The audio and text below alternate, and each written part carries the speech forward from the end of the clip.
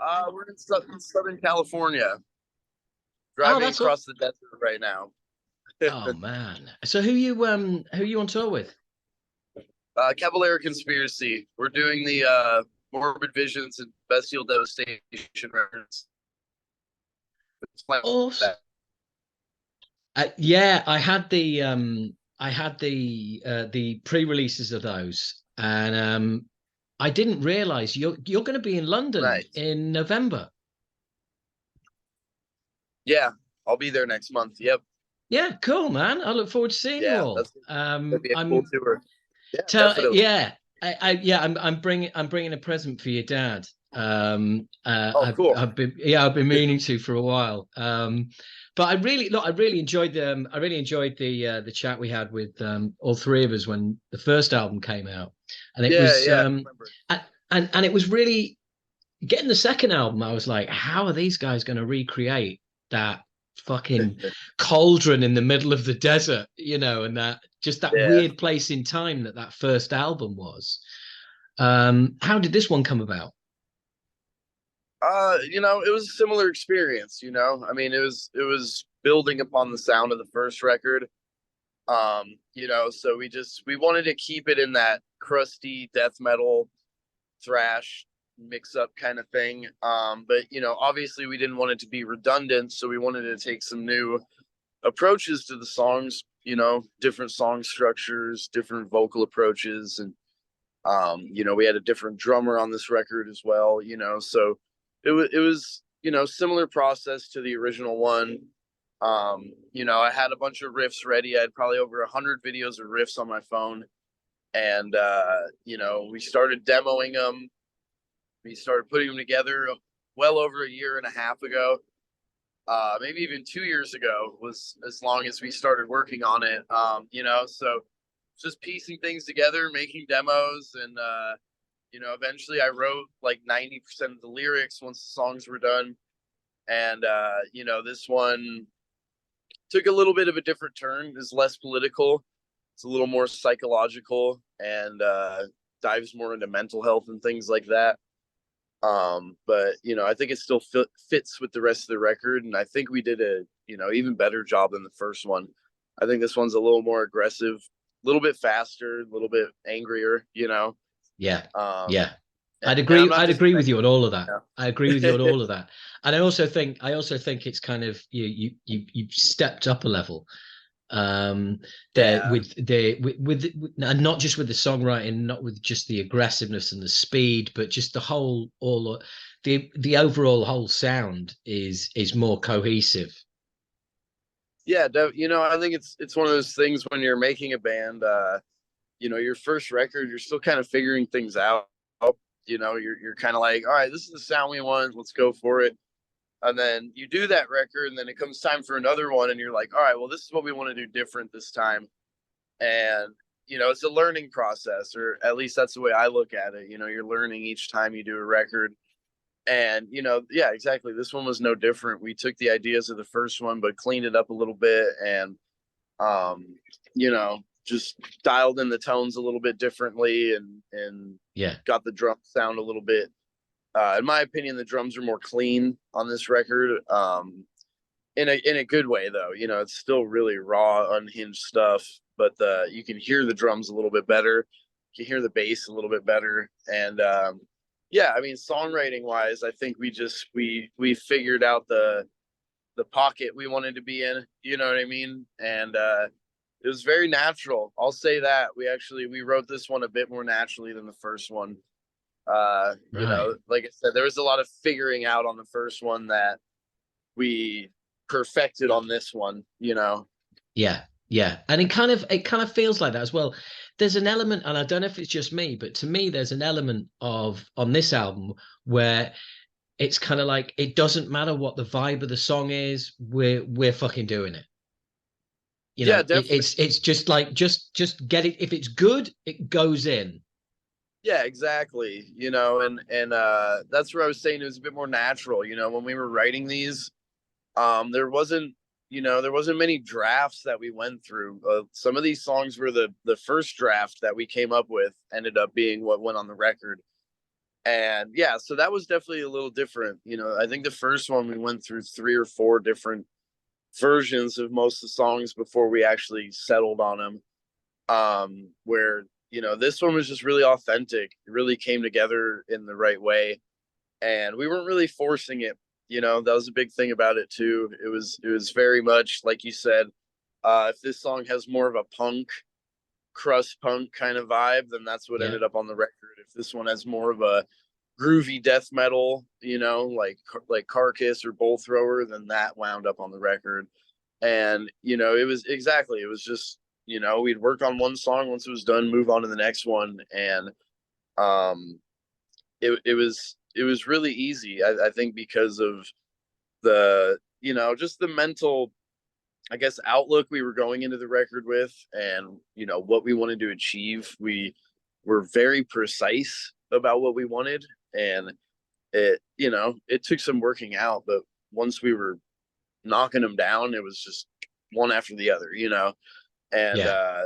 that was cool. I like when there's nothing more satisfying than a record naturally coming together without too much forcefulness, too much of a headache. It's nice when things just come together the way you want them to, without it feeling like you're completely just pushing yourself to do it. It was just coming Yeah. out of us like sweat or blood or something like That's that. awesome.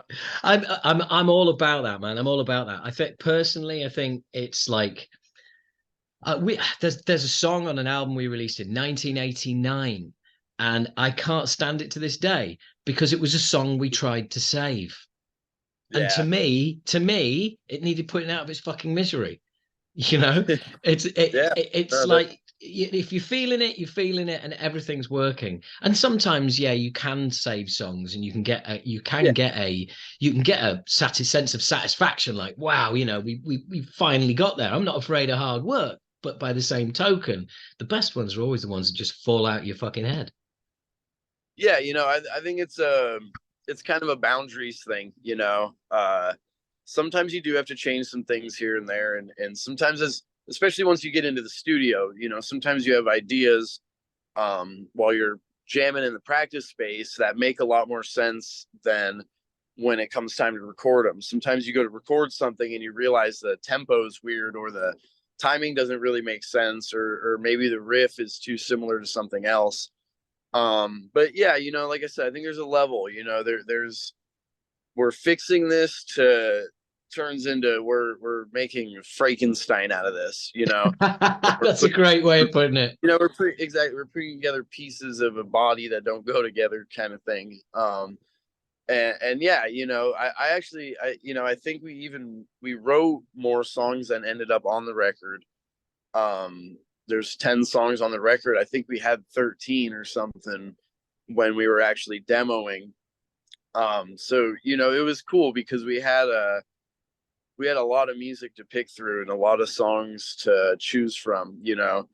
And it did take some deliberate calculation to figure out which ones we wanted to do.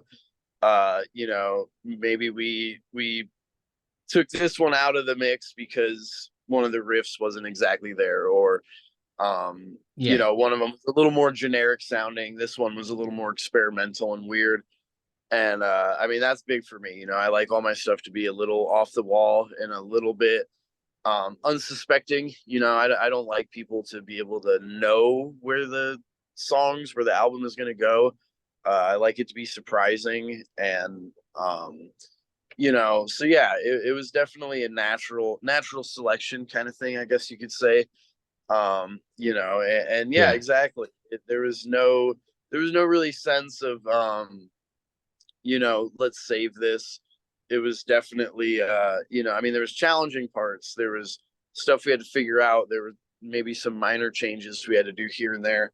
But for the most part, the songs stayed very similar to the demo and stayed true to the core of what we were going for, and Yeah. that's something I'm proud of, because that could be hard to accomplish that on every record.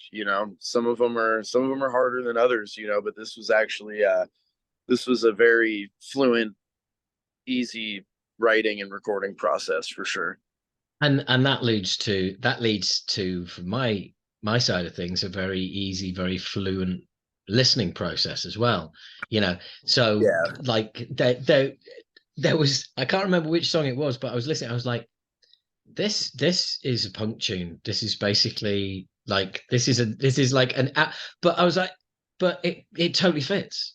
You know, Yeah. it just there's, I don't know, they just, you just managed to get a sound and a vibe, and there's kind of it's hard to put your finger on whether it's an attitude, whether it's a vibe, but um if you can come across to the listener like, look, you know, this is enjoyable, this is fun to do, I swear it comes through the speakers. Yeah. It's a cohesive thing. And, Yeah.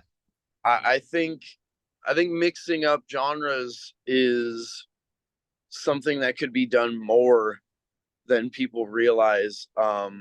Especially with punk and metal. I mean, I know there's a lot of division between the fan bases, and I know there's a lot of punks that don't really dive into metal, and I know there's a lot of metalheads that don't really dive into punk. But to me, those have always been um, kind of two sides of the same coin thing, where you wouldn't have had metal without punk, and then there's a lot of cool crossover punk that you wouldn't have had without metal, and those bands that would splice those two together always really stood out to me because they didn't care about people judging them. They didn't care about the different scenes maybe clashing. And I mean, I got into like the Ramones and Bad Brains before I ever was really even into metal. I was a little skateboarding teenager when I was getting into music, so punk was really relevant to me. But it did open the door to more extreme stuff like thrash and death metal eventually.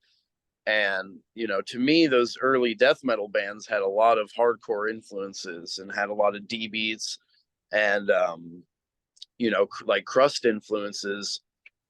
So it's funny to me, in my brain, it doesn't seem that weird to have a grindcore death metal song followed by a total punk swingy kind of thing. Because Yeah. those are all influences of each other. They're all, they're simultaneously changing the scenes, whether or not people realize it. And I've always thought it was cool to have mixed bills on a show. I've always thought, I mean, Hell even yeah. even my folks back in the day, they did the New Titans on the Block, which was Sick of It All, a hardcore band, Napalm Death, grindcore band, Sacred Reich, a thrash band, and then Sepultura headlining when they were getting into kind of a groove metal type thing. And to me, to have four different genres of bands on the same tour and get four different crowds in the same venue, it might turn a little crazy. There might be a couple fights and a couple things here and there, but I think for the most part, people can enjoy it. And yeah, I also think just when you stick into one pocket of music too much, it can get a little boring. It can get a little stale. Um, it can be a great album, but maybe a little just mediocre.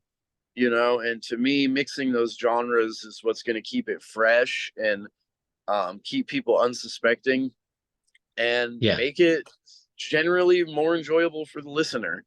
Um, you know, I'm not gonna name bands. I'm not here to stir the pot or talk shit, but certain albums you get five songs into, if it's been the same through those five songs, it's safe to assume the last five songs are probably going to be the same, and that's kind of that defeats the purpose to me a little bit, Yeah. I think as a creative type of person, an artist, a musician, whatever you want to call it, it's my job to keep people surprised and excited and into what I'm doing. And in my opinion, the best way to do that is to take your influences from lots of different areas and don't put a limit on what you can do. Don't put yourself into a box. Just write stuff that you would like to listen to, and as long as the lyricism and the certain things go together well, that's really what matters more than anything. Dude, you've absolutely just summed it up. You're absolutely right. And the thing is, I don't identify Go and Die as I don't identify it as a project. I identify it as a band in its own right. But Yeah, if you'd said to me what are you expecting from the new album, I would have been like, I don't know. I don't know. And then getting the new album, I'm like, yeah, I didn't know what to expect. Great. I was right. I didn't know. I didn't know yeah, I was getting this. Um, but those mixing of genres, I think you've got to have that defined sound. Do you know what I mean? In the first place. Otherwise, it sounds like you're trying to appropriate music from here and from there, and let's try a bit of this and try a bit of that.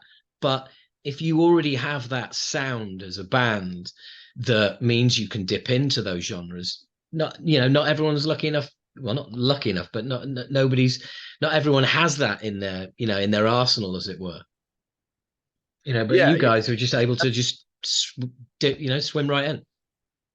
definitely. And that's the other side of things where, yeah, exactly. Mixing things up too much, it might take away some of the consistency of the album. It might make it seem a little too all over the place, Yeah, yeah, and yeah. that's just as much of a problem as it being boring.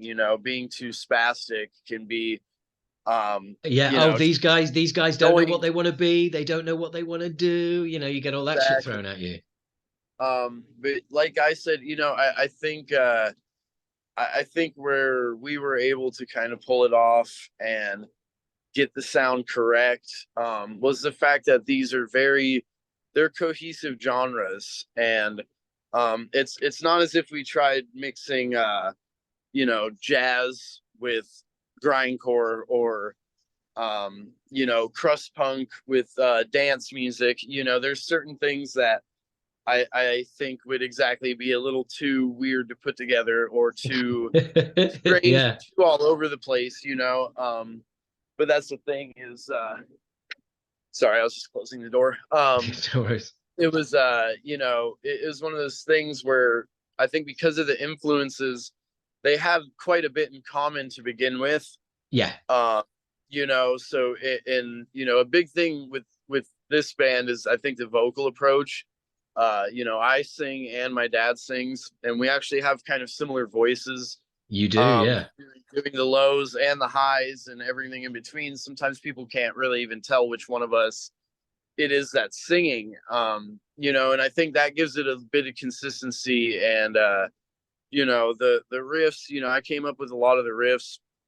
My writing style is different than my dad's, than Max's, and I think that might be what some people are hearing, because it is a Max Cavalera band, and he has his place in it, and he does contribute to the recording. But the majority of it is mine, and I'm a much different songwriter than him, and I'm into quite a bit of different stuff, that I've gotten him into over the years, but it wasn't exactly his cup of tea. Especially stuff like sludge and more psychedelic stuff like that. I'm very big into music like that. So, I think a lot of people are hearing this, and they're hearing Max, and they're like, "Oh, this is awesome," but it's very different. And it'll take some time, but I think people will start to realize that that's my writing style, and that's my recording style, that's making this a little bit strange, or unexpected to people that are fans of Soulfly or fans of Cavalera Conspiracy. It's much different than both of those bands. Yeah. And I think that's because I'm a different songwriter. I'm a little bit of a weirdo. I'm kind of like, let's just make noise on this part, or let's have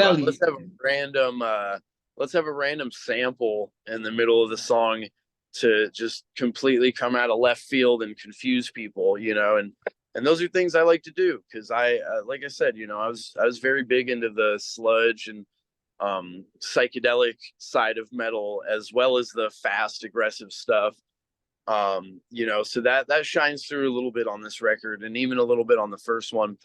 It's just that I like to experiment. I like to get really weird, and to me, that's the fun part about being in the studio, is coming up with those weird parts and those experiments where we don't know how it's going to come out, but we're going to try it, and hopefully it's cool. Yeah. And Yeah. rinse and repeat. Try that for each song, and try these different weird chords and dissonant things, and discordant riffs and things like that, and let's see what we come up with. Let's push the envelope a little bit on this one. Well, it's funny you should say that, because someone said to me, Max is on it, yeah, but what does it sound like? I said, well, if you want a reference, the closest thing it sounds to me, this album, the closest things that it sounds like that Max has ever done is more Nail Bomb than anything else. Definitely. Because Yeah. it kind of feels, and I'm not kissing your ass here, okay, but it kind of feels like all those years later, that's the vibe I got from it. Now, also maybe the samples helped as well, because I did want to get on to, like, the intros and the use of samples and stuff, which is something that goes on a little bit in Nail Bomb. But that was the only reference point that I could really kind of come up with. Yeah, and I don't think that Nail Bomb is necessarily a bad one. It's definitely one of my favorite records that my dad has done, And and mine. it's definitely one of the most experimental things that he's ever done, which I think And, is something that exactly it shares in common with this. yeah. But Nail Bomb definitely had a crust influence on it as well. It had a very punk attitude and exterior, and that's definitely a good observation in my opinion to compare to Nail Bomb. Especially if we're talking things that he's actually worked on. That's a very relatable record. But on that same coin, I mean, that's that was Alex Newport working with him, and Fudge Tunnel is like one of my favorite bands of all time.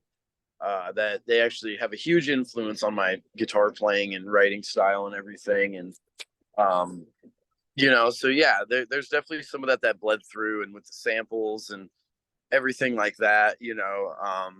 There is a relatability to that record, especially with the kind of offensive album covers, and Yeah. no fucks given about the song titles, and it's a little explicit for sure, but that's what we were going for. That's the way, and that's the way music should be, man. That's Yeah, exactly. yeah. It's not like it's other people can censor you. You can't censor yourself. Exactly. And it's got to be authentic to you as well as to the listener. And if you don't mean it when you're recording it, it's not gonna mean it when people listen to it. And that's a big thing for me, is put your emotions into it, put your all, be as creative as you can, come up with original stuff. And even if it's not reinventing the wheel, at least have your heart in it, and have put your all into it. Not everything has to be groundbreaking and revolutionary. You can still make a good record even if it doesn't shatter everybody's realm of knowledge, or what, you know what I mean. Yeah. Yeah. You can still make a great record in an old style or whatever, but you just need to put your all into it, put your heart into it. And if you're screaming, if you're a vocalist, then you need to scream like you mean it. And Yeah. you know what I mean. And Yeah. No, absolutely. that's one of those things. It's authentic, and when people hear it, they'll be able to tell that. Oh, yeah. Authentic is right. Right throughout this album. Um, as regards the use of electronics, like there's a lot of intros as well, and Yeah. bits and pieces. Were they? I'm interested. Um, I'm a lyricist and a singer, so I'm always like jotting things down, squirreling them away, as I'm sure you do yourself. But by the same token, there's like, have you got your ear out for little samples here and there? And you're like, so you've got your lyric book of ideas, and then you've got your, like, samples over here. Oh, definitely. Yeah. It's all, everything's kind of planned to some degree. Um, the samples usually come in once the lyrics are written. Because I like the sample to have something to do with the song. Oh yeah. Uh, they need to have context with each other.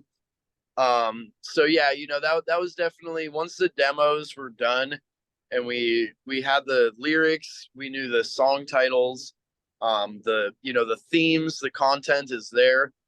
That was kind of when we started deciding like, okay, let's maybe put this here. Let's put that there. Let's, sequence this thing up. And that was the other thing about it too, is I wanted the record to play without really stopping in between the songs. So almost every song has, some type of feedback out, noises that come in. It makes it this nice flowing thing. And that was actually something I had from years ago working with a label that messed with the track listing and changed the track listing after we recorded. Which I get it, it's the business, sometimes you have to play ball, sometimes you have to let the label make some decisions, but that's actually been a little bit of a sneaky way of me to keep the tracks in order the way I see them, and tell the story the way that I kind of picture in my head, is to sequence it up without stopping so that if they do put it out of order, it's not going to sound right, Nice. Yeah.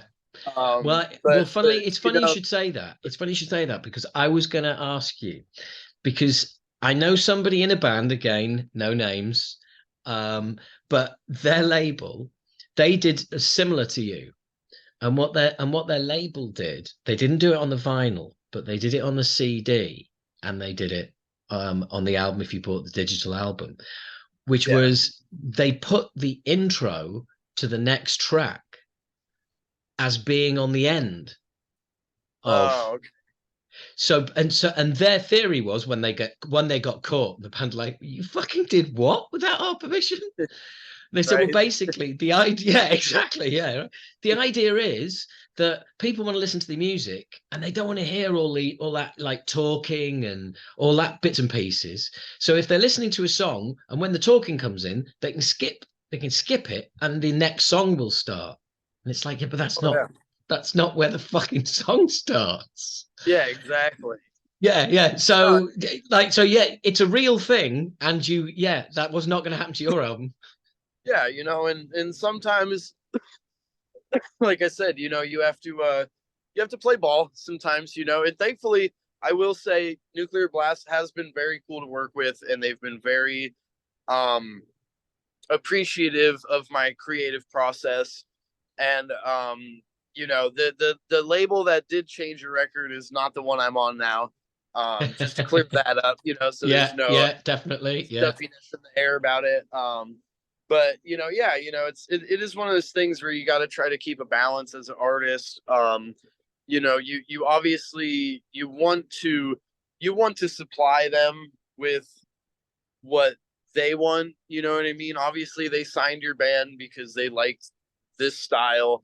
They want you to continue making this stuff in this way, and that's cool. I get it, but at the same time, it's like I need to feel like I'm putting my all into it. I need to feel like I'm doing something that I'm going to be proud of, and something that it is not going to turn into, you know, kind of corporate creation a little bit. Yeah. This band kind of we we're talking shit on a lot of stuff like that, and we're actually hating on it a bit, being too formulaic and being just a planted thing that sprouts up. Where's the blood and sweat, like I said earlier, Yeah. where's all of that, and that's important to me. And yeah, so it's a balance between, you do need to work with the label, and if you work together it'll do better for the record. But at the same time, keep your creative identity and keep your sound and what you're true to. It's a fine line, you know what I mean? Yeah. And you're not always happy, and maybe the label's not always happy, but you try to meet in the middle and work together and do the best job that you can. you know. And Yeah. I will say that Nuclear has been very cool about everything on both of these records. You know, it's been fun Well, to work well, with them. well speaking of which, are you going to be able to get out and tour this second album? Yeah, we're already making plans. You know, like I said, we're doing this Cavalera, you know, Morbid Visions thing right now. Yeah. We do Europe, but you know, holidays come after that. Nobody tours during holidays. You know, that's everybody's time off for the year. But yeah, starting early next year, I would think by the end of January, I believe we already have a US tour booked. So it's gonna start there. We're gonna do full 50 states, you know what I mean, whatever. And then you know, hopefully by next summer we'll be going over to Europe and the UK and you know, hopefully do a worldwide thing, go to South America, you know, maybe Japan, Australia, get over to those areas. Because this band has never played, you know, and it's music that is better live, in my opinion. You know, it's more aggressive, it's more Yeah. in your face and pissed off when you see it live. So yeah, there definitely is plans, and they're already kind of coming together. You know, it's a juggling act that we all do being in multiple bands. Yeah. You know, you juggle this band, and then when that's coming down, you throw the next one up, and then you know it's a cycle kind of thing. But yeah, you know, so we're definitely we're gonna go hard with this album next year, and hopefully bring it everywhere.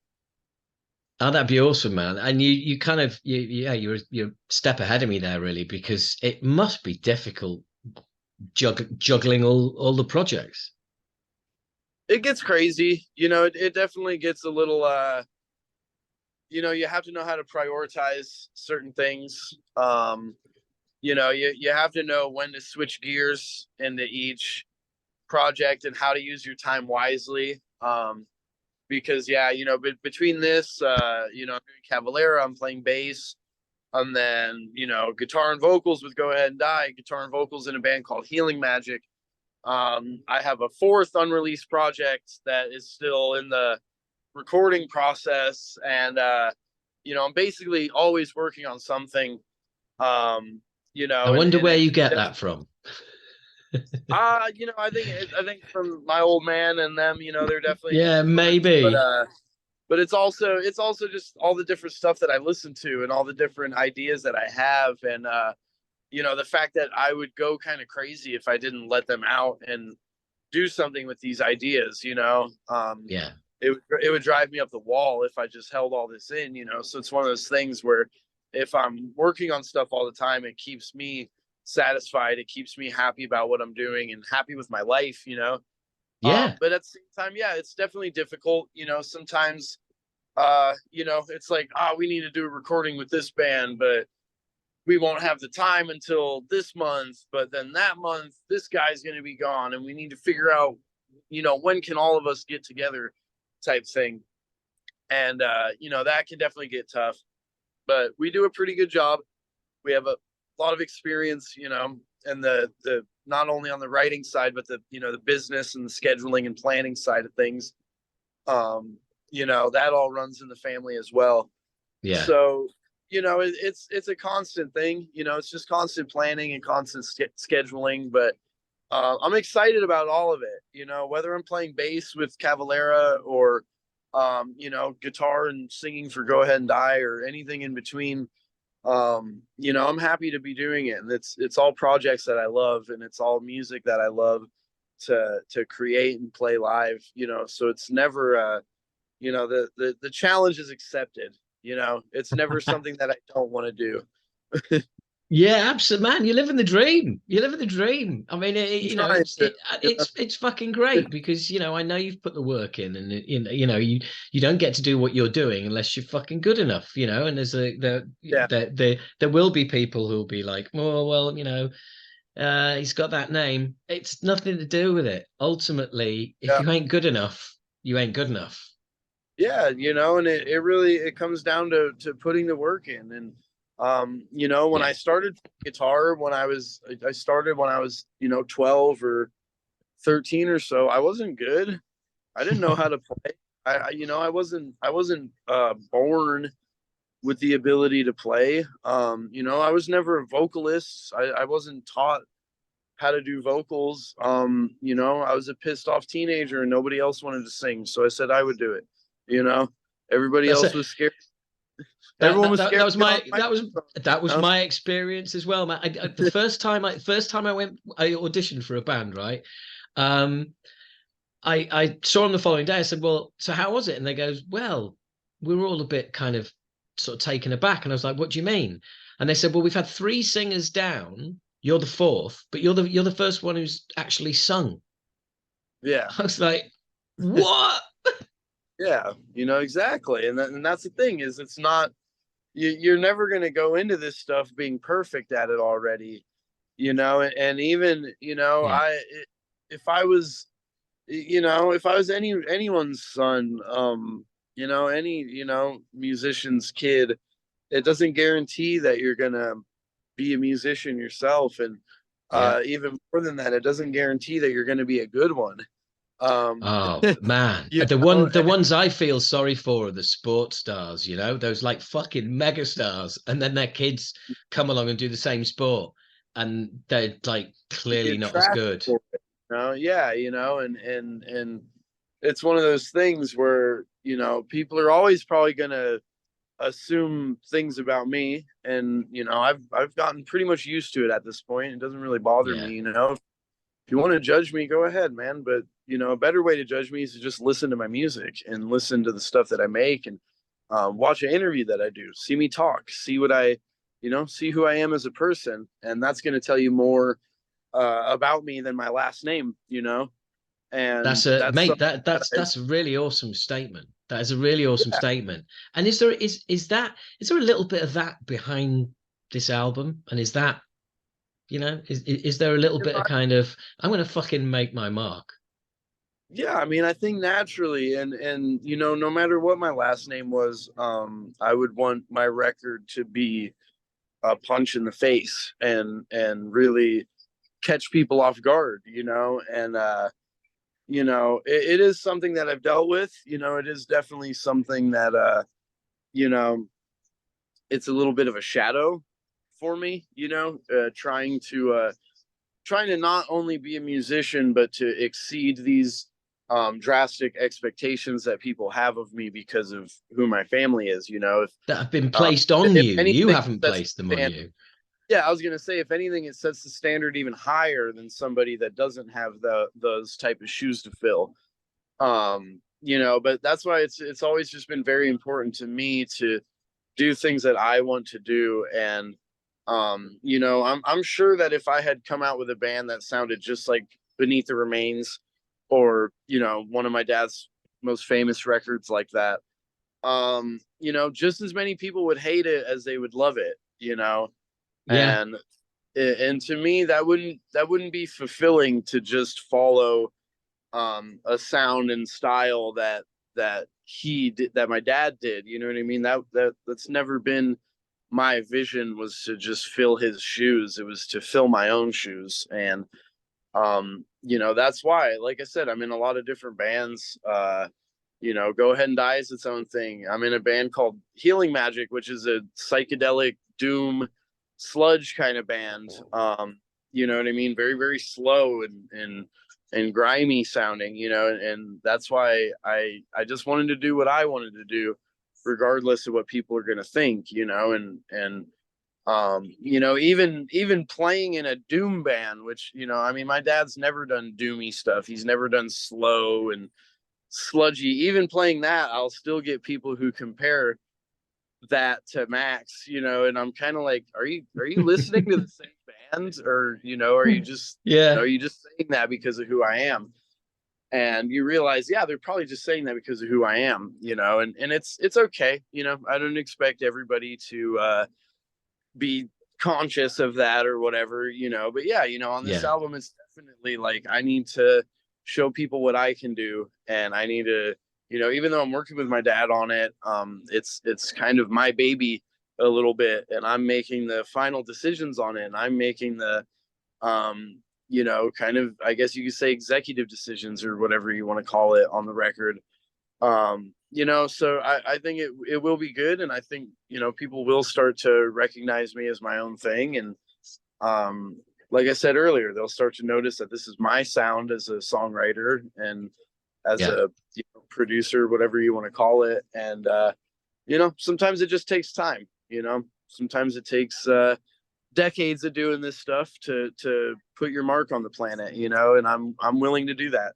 Yeah, it's like yeah, it basically you're a 10-year overnight sensation, you know. Exactly. Yeah, exactly. Could take 10 years, could take 20, could take 100. Who knows? But I hope not. I'll do it regardless because I love creating, and to me that's what's important. Is just being happy about it and being excited about what you're creating and not losing that drive. Yeah, and it strikes me that it strikes me that you've also got kind of like the different kinds of music that you're playing, very different vibes, very different grooves, come from a very different place. Um, and you've also spoken about how, you want to be on it, producing stuff and everything else. And is that kind of so does that musical scape of different vibes, is that kind of tied to sort of mental health as well? Because what you were saying, and I was interested in, was about, expressing who you are and how you feel. And being able to travel in all those different musical worlds means that you can communicate different emotions and different ways of how you feel, maybe a lot easier than somebody stuck in one band. Oh, absolutely. I mean, I get to express myself in every different way that I can think of. And yeah, I mean, diving into the mental health, this album, it's a lot of just my own feelings. I'm a human being just like anyone else with a full range of emotions. Everything from intense highs to intense lows and everything in between. I go through it just like anybody does. And yeah, that was definitely something that was kind of showcased on this record was the lows of depression and self-loathing and feelings like that, all the way to the feelings of being manic and hyper focused on things, and then everything in between: anger, anxiety, fear. Fear is a big one. That's an emotion that most of us deal with, and it shines through on this record. And that's very cool to me that we can hit all these different topics and talk about these things from an honest point of view with no gimmicky filter in the way of it. Just a couple of pissed off dudes talking about how pissed off they are, and but that also brings me to like my next point is just any emotion can be conveyed realistically. I think metal just happens to coincide with some of those more negative feelings. And that's Yeah. kind of the way it's always been, especially for metal and punk. It's derived from it's derived from anger, it's derived from distrust of the government and the system and people who control us. It was born out of people's negativity, trying to do something positive with their negativity. But any emotion can be conveyed authentically. If Yeah. you listen to old 70s funk, they were happy. That makes you happy when you listen to it. It's Yeah. infectious. It Yeah. grips you. Love songs. You can really tell when someone's truly feeling that what they're singing. And I mean, I listen to quite literally everything. I listen to hip hop, I listen to country, I listen to goth, I listen to synthwave, I listen to electronic music. I there's not a genre of music that I can't appreciate and can't find some authenticity to it. And that was a big thing for me. Is realizing that no matter what emotion you're putting on the record, just do it with feeling and do it with those intentions very clear in your mind while you're doing it. This is a sad song, this is a angry song, this is an uplifting song. Maybe when I do my funk project one day, it'll be the happiest stuff I've ever made.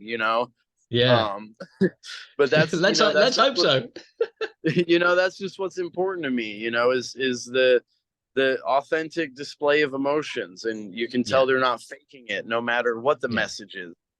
Well, Um, any writer's advice, somebody who's just, writes books, plays, films, whatever. The first piece of advice everybody gives you is write what you know. mhm, And we know nothing better than ourselves. exactly. Yeah, no, 100%. And I mean, I'm a writer as well. Actually, outside of music, I mean, I call it more of a hobby because I'm not making any money off of it yet, but I write Yeah, and horror then novels, and then you start you making know? money of it. It stops being a hobby, and then people start putting Exactly. pressure on you for shit. Some Yeah, things are nice to have as a hobby. and it changes, but writing actually is a huge thing for me. I actually put two of my books out. I self-published them through Create Space, it's called. But I mean, that was a huge thing for me too, is the like making a book authentic, making a Mm, story authentic. And to me, horror, like dudes like Clive Barker and Stephen King and stuff like that. I mean, to me, that was like the metal of books, of yeah, writing yeah, absolutely. stuff like that, and Yeah, so for me, I mean, that was a huge influence as well, was horror and you know scary stories. That was a big part of my childhood, was getting into stuff like that, as well as music. And yeah, exactly. I mean, whatever the creative outlet is, just yeah, write it with truth, or at least your idea of the way it should be, in the yeah, way that you want it to be. And at the end of the day, it's about, am I satisfied with it? I mean, millions of people can love it, but if I don't love it, what does it matter? And absolutely. that's just the way that I approach it, and that's the way I'll continue to approach it. Yeah. And when you're on the road, do you get a chance to listen to podcasts at all? Oh yeah, once in a while, for sure. Yeah. Okay, well, I'm going to recommend one to you, not mine. Okay, but one of my good friends has a podcast called A Year in Horror, Okay. and dude, there is so much to go at. He covers every Nice. year from the 60s randomly, so you'll have like 90s, then 70s, and he'll cover Oh, the cool. year, each individual, and what he watches every horror film he can find from that year, Oh, creates that's the so. lists, the top tens. You've got about 4 hours of podcasts a month. The Oh, that's amount awesome. of work that he puts in is amazing. And funnily enough, this week we got to go to the premiere of the new Hammer horror movie, Dr. Jekyll, Oh, starring Eddie Izzard. nice. Which was, Good. yeah, that was Yeah. that was a trip, man. That was an absolute trip. But I just thought of you traveling across the desert all those hours. A year in horror, honestly, mate. Oh, perfect. Yeah, there's just like hours and hours there. And if horror's your bag, he properly goes like really deep into it.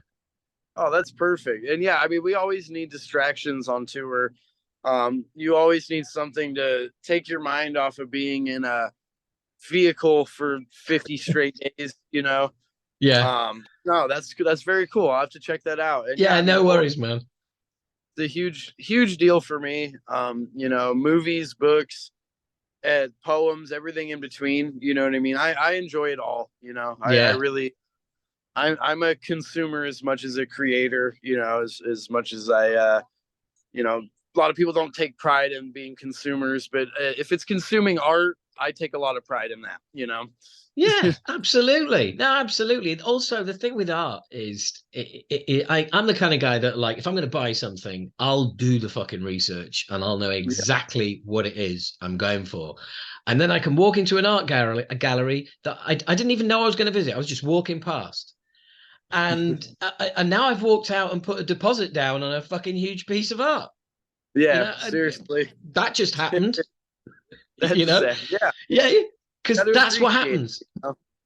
It's not like we were saying about consuming. You don't go out, I'm going to buy some art today. No, no, it finds you. Yeah, it grips you, exactly. And at the end of the day, you're supporting an artist to keep making art. And that's another argument, even with music.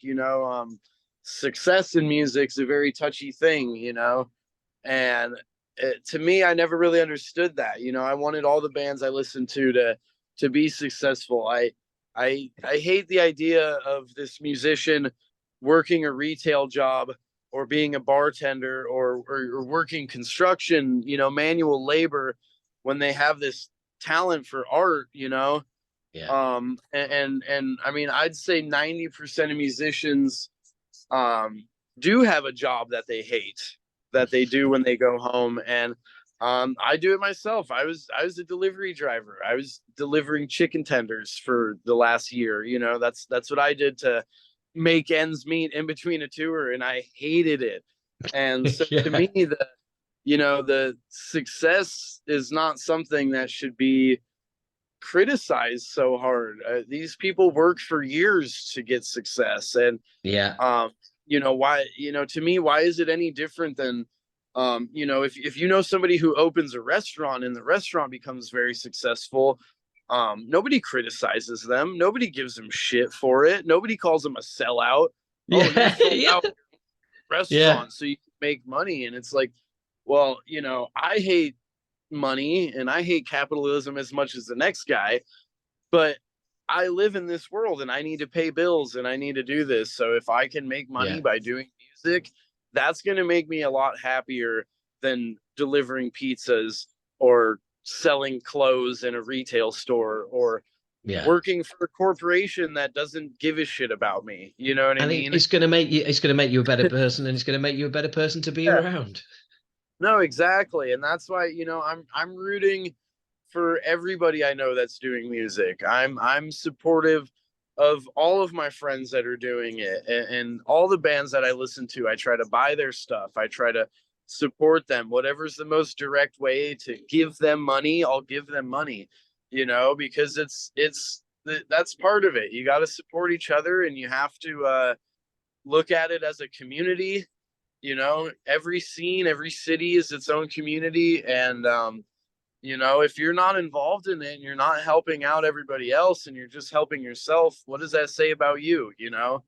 And like I said, it's my dream that all my friends could pay their bills with music, and it's my dream that all my friends don't have to work these jobs that they hate and do stuff that grinds them to the ground. And um you Yeah. know everybody might not agree with that, but that's my way of looking, because I know as an artist how maddening it is to just want to create, but you don't have the funds to go in the studio, you don't have the funds to go on the road. You're freaking out because you're like, wow, we got this offer for a tour, but I don't know how we're going to pay for it. um that's a terrible feeling for anybody to have to go through, and to give up on their dream. Some people do, because Yeah.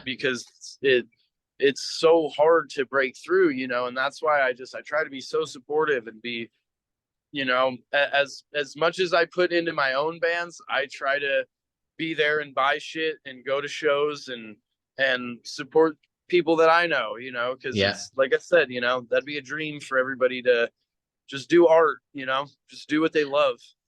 Dude, I saw a guy at a market, and he was making battle jackets, and he Yeah. liked my t-shirt, and I was wearing an Acid Rain t-shirt at the time, and I was like, oh cool, it had something to do with Evil Dead on it. And he was like, oh, Yeah. like cool shirt. And I was like, oh, the Evil Dead. And he was like, oh, the band as well. I was like, oh, cheers. It's my band. He was like, oh, right, cool, right. So I followed him on Instagram, and he followed us. And then 2 days later, I got a merch order from him for one of our t-shirts. Now he made the battle jackets. He was making them out of old Yeah. t-shirts that he chopped up. So he bought it. So I sent him two. I sent him one. That's cool. Thank Yeah. you very much. And here's one to fuck up and turn into a battle jacket and sell on your store. Yeah. Because we got to help each other out. Exactly. I made a little less money. Big deal. Exactly. It's about supporting each other, and yeah, it's one of those things where if people work together, you're going to get a lot farther than only looking out for yourself, and There it um is. Yeah. I think, like I said, I mean, down to each city, and you know, wherever you live, whatever the scene is, whatever it is, you know, support it. That's the only way that it's going to be there. And, you know, maybe people are less appreciative of art in the digital age. And, um, you know, maybe sometimes it seems like we're teetering on the edge of total chaos in terms of, you know, AI creating art and all this crazy technological advances. But I could guarantee you that, you know, 1 month without new releases and people would go crazy. 1 year without music and without entertainment and without distraction, people would go crazy. And you know, while there might be an abundance of it right now, there might be a day where nobody's making it because it's not possible, or you know, they have technology that can create it. But you know, to me, I guarantee that it won't last, and people would realize, you know, how much they love it. And you know, an example I always use is you know, imagine a life without music. So imagine a movie with no soundtrack. Imagine you go out to eat and there's no music in the restaurant. It's quiet, Yeah, it's dull. yeah, Imagine you go for a car ride with no music. You know, imagine literally removing music from every facet of your life, and then think about how much you would appreciate it and how much you would care about this if it was gone, you know? And yeah, that's the way I looked at the pandemic, you know, is what got people through COVID. When you were locked in your house for 5 months, what got you through it? It wasn't anything else, you know, other than having food and water, your basic needs. It was entertainment that got people through a lot of that time. It was yeah, listening to music. It was listening to podcasts.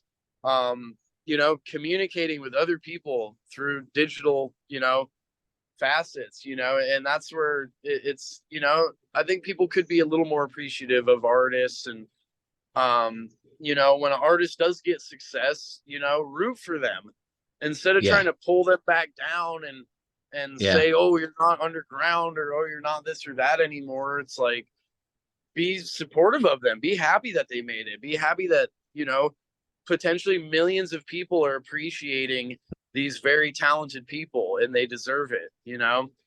And dude, you know, you're singing from my song sheet. I couldn't agree with you yeah, more. I really couldn't. you know, Look, this has been an absolute blast. I've got two quick questions to ask you. yeah, no First worries. question. First question is, what size t-shirt are you? And second question is, what size t-shirt is Max? Large and 2X. And do Yep, you know for what? both. Yeah, and I had it. I had it down anyway. Look, Perfect. I know you're going to get to another interview. A Year in Horror, great podcast. Check it out, man. Yeah, I'll And I check it was, out. and I'll see you on November the 11th in London. Awesome. Yeah, I'll see you there. And it was a Cool, pleasure to man. talk for sure. Always is, dude. Thanks a lot. Definitely. Thank you. Have a good one. Goodbye. Cheers. You too, man. Bye bye. Yep. Bye.